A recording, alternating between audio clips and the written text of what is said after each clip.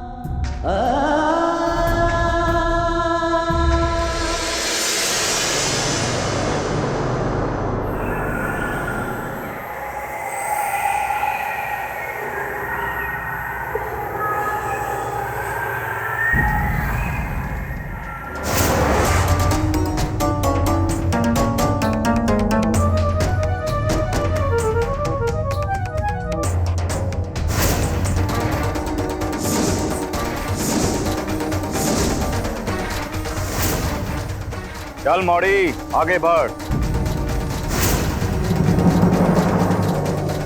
तेरा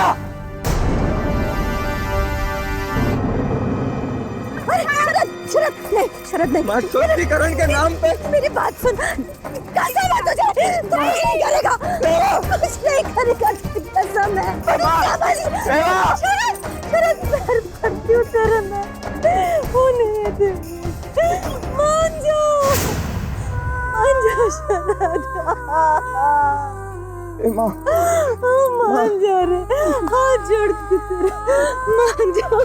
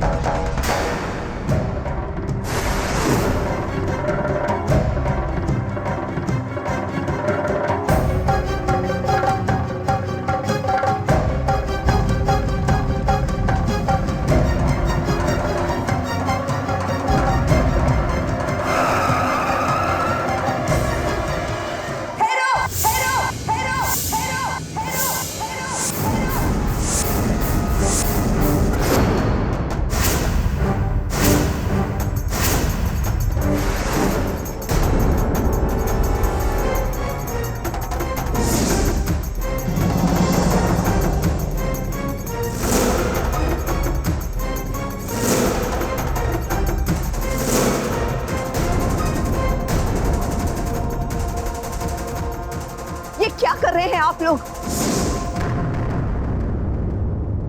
किसने इजाजत दी आप लोगों को इस मासूम के साथ इस तरह जानवरों से सलूक करने की?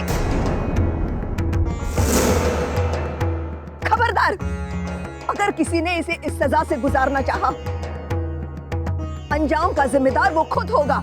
रानी माँ, ये इस मौड़ी के शुद्धिकरण की रस्म है। आप हमारी इस पूजा पाठ में विघ्न ना डालें तो अच्छा होगा।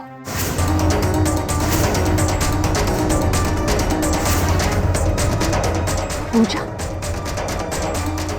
इस मासूम को सजा देकर आप कौन से देवी या देवता को खुश करना चाहते हैं? ये पूजा नहीं, पाप है। ये पाप हम हरगिज नहीं होने देंगे। अरे पापी तो ये मौड़ी है, ये मौड़ी पापी है रानी माँ। बस इसी का निवारण कर रहे हैं हम लोग। अब अगर कोई नारी स्वयं अपनी इज्जत की रक्षा ना कर पाए तो उसके लिए दोषी तो वो खुद ही मानी जाएगी ना। कब तक एक नारी के अपमान का दोष आप उसी के सर मढ़ते रहेंगे? कब तक औरतों को दूसरों के किए पाप के लिए अग्नि परीक्षा से गुजरना होगा?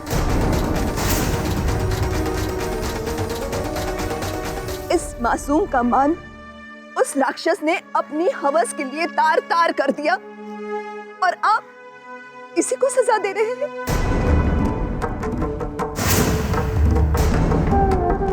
उस पापी को क्यों नहीं, जिसने इसका शील भंग कर ना सिर्फ इसे बल्कि अपनी माँ की कोख को भी लज्जाया है, जो इसी की तरह एक औरत होगी।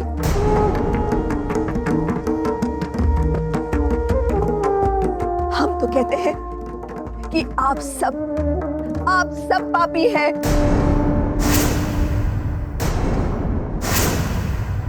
कैसे आप सब ने अपने दिल के अंदर इतने पत्थर भर लिए? जो एक लड़की अपने जीवन के लिए संघर्ष कर रही है, उसके हाथ में सजा के तौर पर लकड़ियां थमा दी और कह दिया, बना लो अपनी चिता। रानी माँ, धर्म कर्म के मामलों में आपके विचार अलग हैं और हम आम जनता के अलग। तो मेरा सुझाव है, आप अपना राजमहल संभालें और हमें अपना धर्म संभालने दें। ये मौड़ी अपवित्र है, इसका शुद्धिकरण जरूरी। पहली बात, हम भवानीगढ़ की रानी हैं और इस नाते यहाँ के हर इंसान की रक्षक भी। हमें चुनौती ना दीजिए, क्योंकि हम इस बच्चे की रक्षा के लिए किसी भी सीमा के बाहर जा सकते हैं। और दूसरी बात, हम रानी होने के साथ साथ एक औरत भी है और इस वक्त रानी और औरत दोनों का ही धर्म निभा रही है। और हमारे लिए इंसानियत से बड़ा और कोई धर्म नहीं है। अगर आपके दिलों में हमारे लिए और हमारे परिवार के लिए जरा भी मान है, तो जीने दीजिए इस बच्ची को।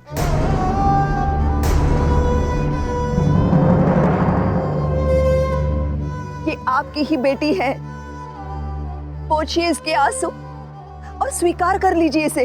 रानी माँ, आपको अनुमान नहीं है कि आप इस मौड़ी को जिंदगी दे नहीं रहे, बल्कि इसकी जिंदगी छीन रहे हैं। अगर इसका शुद्धिकरण नहीं किया गया तो कोई नहीं अपनाएगा इसे।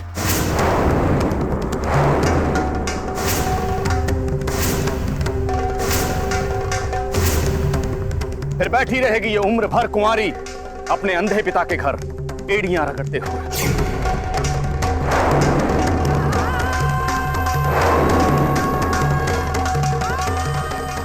रानी माँ, पैर पड़ते हैं आपके। मेरे मोड़े ने बहुत पीर सहा है,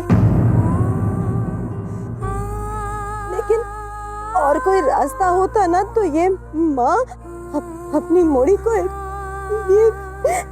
सब सहने के लिए मजबूर ना करती।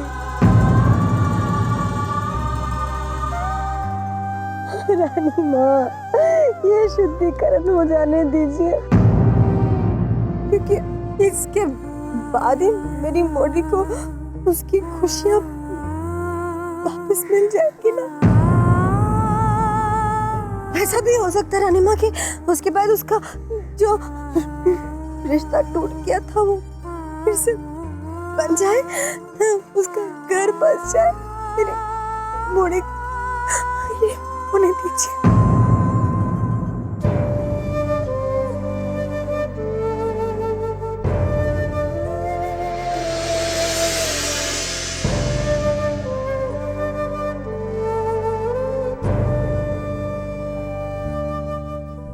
हमें यहाँ रानी का सम्मान मिलता है।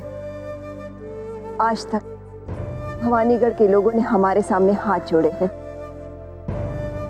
लेकिन आज पहली बार हम आपके सामने हाथ जोड़ते हैं।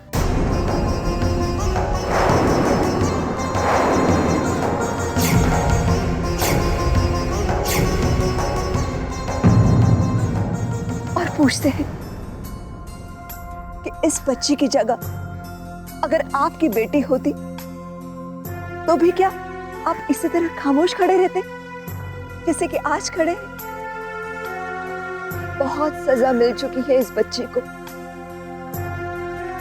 अब इसे और सजा मत दीजिए।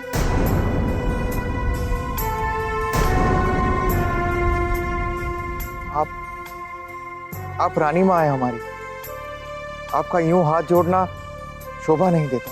तो रख लीजिए ना मान हमारा, स्वीकार कीजिए इसे। ये मौड़ी नर्मदा नदी की तरह पवित्र है, इसे आप अपने घर के मंदिर में स्थापित कीजिए।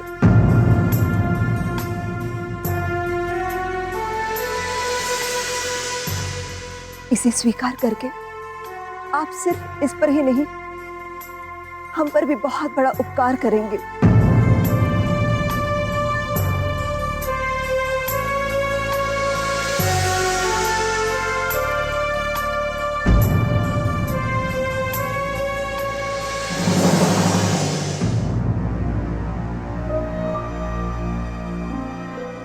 जी।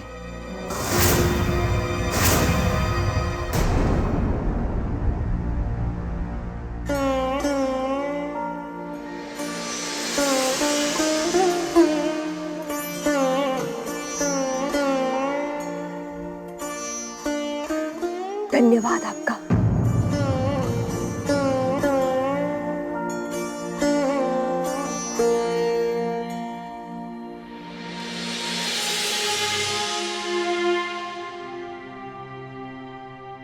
रानी माँ, आप सच में माँ है हमारे लिए। हम कभी इस उपकार का बदला ना चुका पाएंगे रानी माँ, कभी नहीं। उपकार कैसा? रेवा हमारी भी तो बेटी है।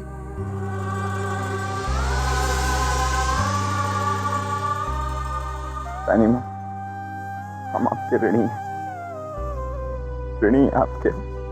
जाओ, संभालो अपनी बहन को।